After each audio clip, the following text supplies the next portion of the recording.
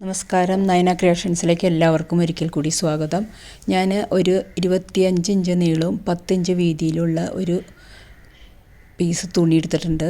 അതേ അളവിൽ തന്നെ പേപ്പർ ക്യാൻവാസും ലൈനിങ്ങിൻ്റെ തുണിയും എടുത്തിട്ടുണ്ട്. അപ്പോൾ അതിൻ്റെ അളവുകൾ എഴുതി കാണിച്ചിട്ടുണ്ട് കേട്ടോ. ഇനി അതിന് ശേഷം ഇത് സ്റ്റിച്ച് ചെയ്തെടുക്കണം.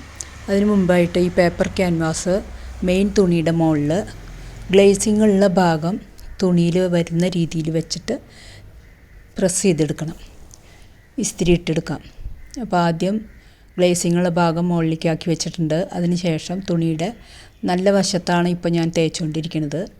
അതിൻ്റെ ഉൾഭാഗം പേപ്പർ ക്യാൻവാസിൻ്റെ മുകളിൽ വെച്ചിട്ട് ഇതേപോലെ ഇസ്തിരി ഇട്ടെടുക്കുക. അതിന് ശേഷം തിരിച്ചിട്ടിട്ട് ഒന്നും കൂടി ഒന്ന് ഇസ്തിരി ഇട്ട് നല്ല രീതിയിൽ അത് ഒട്ടിച്ചെടുക്കാം. അതിന് ശേഷം ലൈനിങ്ങിൻ്റെ തുണി ഇതേപോലെ വെച്ചിട്ട് 4 ഭാഗത്തും സ്റ്റിച്ച് ചെയ്തെടുക്കാം. അപ്പോൾ സ്റ്റിച്ച് ചെയ്യുമ്പോൾ നീങ്ങി പോകാതിരിക്കാൻ വേണ്ടിയിട്ട് ഇതേപോലെ വേണമെങ്കിൽ പിൻ ചെയ്തിട്ട് സ്റ്റിച്ച് ചെയ്തെടുത്താലും മതി. അങ്ങനെ പിൻ ചെയ്ത് കഴിഞ്ഞാൽ നമ്മൾ തയ്ക്കുന്ന സമയത്ത് അങ്ങോട്ടും നീങ്ങി പോവില്ല. അപ്പോൾ ഇതാ സ്റ്റിച്ച് ചെയ്ത് എടുത്തുകൊണ്ട് വന്നിട്ടുണ്ട്. ഇനി നമുക്ക് ഈ ലൈനിങ് വെച്ചിട്ടുള്ള ഭാഗത്ത് ഇതേപോലെ 4.5 ഇഞ്ച് മാർക്ക് ചെയ്ത് കൊടുക്കാം. ഇതുപോലെ തന്നെ ഈ ഭാഗത്തും 4.5 ഇഞ്ച് മാർക്ക് ചെയ്യാം. ഈ 4.5 ഇഞ്ച് മാർക്ക് ചെയ്ത പോയിന്റിൽ നിന്ന് വീണ്ടും ഒരു 4.5 ഇഞ്ച് 2 ഭാഗത്തും മാർക്ക് ചെയ്ത് കൊടുക്കാം. ഇനി നമുക്കിത് മടക്കിയെടുക്കാനുള്ളതാണ്. അപ്പോൾ അതിനിവിടെ 2 ലൈൻ വരച്ചു കൊടുക്കാം. 2 പോയിൻറ്റുകളും തമ്മിൽ ലൈൻ വരച്ചു കൊടുത്തു. അതിന് ശേഷം ഇതേപോലെ സ്കെയിൽ വെച്ചിട്ട് ഇങ്ങനെ ഒന്ന് മടക്കിയെടുക്കാം. സ്കെയിൽ വെക്കണത് എന്തിനാണെന്ന് വെച്ചാൽ അത് കറക്റ്റായിട്ട് മടങ്ങി കിട്ടാൻ വേണ്ടിയിട്ടാണ് കേട്ടോ. അതിന് ശേഷം തിരിച്ച് ഒന്നും കൂടെ ഒന്ന് മടക്കാം. അതിന് ശേഷം വീണ്ടും ഈ ബാക്കിയുള്ള ഭാഗം ആദ്യം മടക്കി വെച്ചേക്കണതിൻ്റെ മുകളിലേക്ക് ഇതേപോലെ സെറ്റ് ചെയ്ത് വെച്ച് കൊടുക്കുക. അതിന് ശേഷം 4 ഭാഗത്തും 1/4 ഇഞ്ച് വീതം, 1/4 ഇഞ്ചോ 1/2 ഇഞ്ചോ, ഞാനിപ്പോൾ ഇവിടെ ഒരു 1/2 ഇഞ്ചിൻ്റെയും 1/4 ഇഞ്ചിൻ്റെയും ഇടയിലുള്ള പോയിൻറ്റിലാണ് മാർക്ക് ചെയ്തിട്ട് ലൈൻ വരച്ചു കൊടുക്കുന്നത്. 3 ഭാഗത്തും ഇതേപോലെ ലൈൻ വരച്ചു കൊടുക്കുക. നമ്മൾ ആ മടക്കിയ ഭാഗത്ത് തുറന്നിരിക്കണം കേട്ടോ. അതിന് ശേഷം ഇതാ ഈ മടക്ക് ഭാഗത്ത് സെൻറ്റർ പോയിൻ്റ് മാർക്ക് ചെയ്യുക. 2 ഭാഗത്തേക്ക് 1/2 ഇഞ്ച് വീതം മാർക്ക് ചെയ്യുക. അതിന് ശേഷം ഇതേപോലെ ഒന്ന് ഷേപ്പ് ചെയ്യാൻ വേണ്ടിയിട്ടാണ് കേട്ടോ ഇത്. ഈ മൂലഭാഗത്തുനിന്ന് ഈ കോർണറിൻ്റെ അവിടെ നിന്ന് 2 ഇഞ്ച് 2 സൈഡിലും ഇതേപോലെ താഴെ ഭാഗത്തേക്ക് മാർക്ക് ചെയ്ത് കൊടുക്കുക.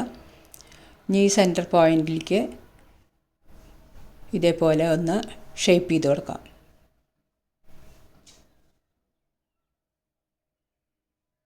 അപ്പോൾ നന്നായിട്ട് ഒന്ന് ഷേപ്പ് ചെയ്തതിന് ശേഷം സ്റ്റിച്ച് ചെയ്തെടുക്കണം.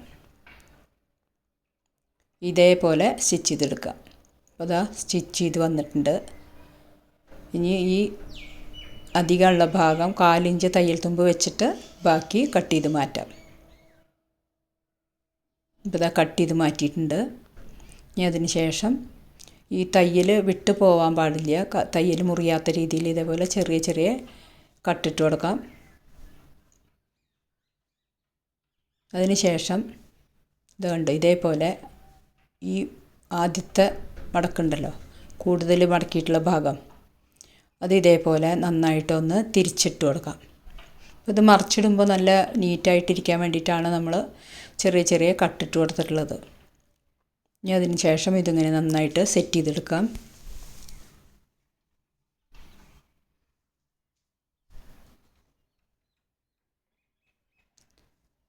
അതിന് ശേഷം വീണ്ടും ഒന്നും കൂടെ നമ്മൾ ആദ്യം ഒരു 2 മടക്ക് മടക്കിയിട്ടുണ്ടായിരുന്നല്ലോ, അതൊന്ന് ഇതേപോലെ പുറത്തേക്ക് തിരിച്ചിട്ട് കഴിഞ്ഞാൽ നല്ല ഫിനിഷിങ്ങോട് കൂടിയിട്ടുള്ള ഒരു പേഴ്സ് റെഡി ആയിട്ടുണ്ട്.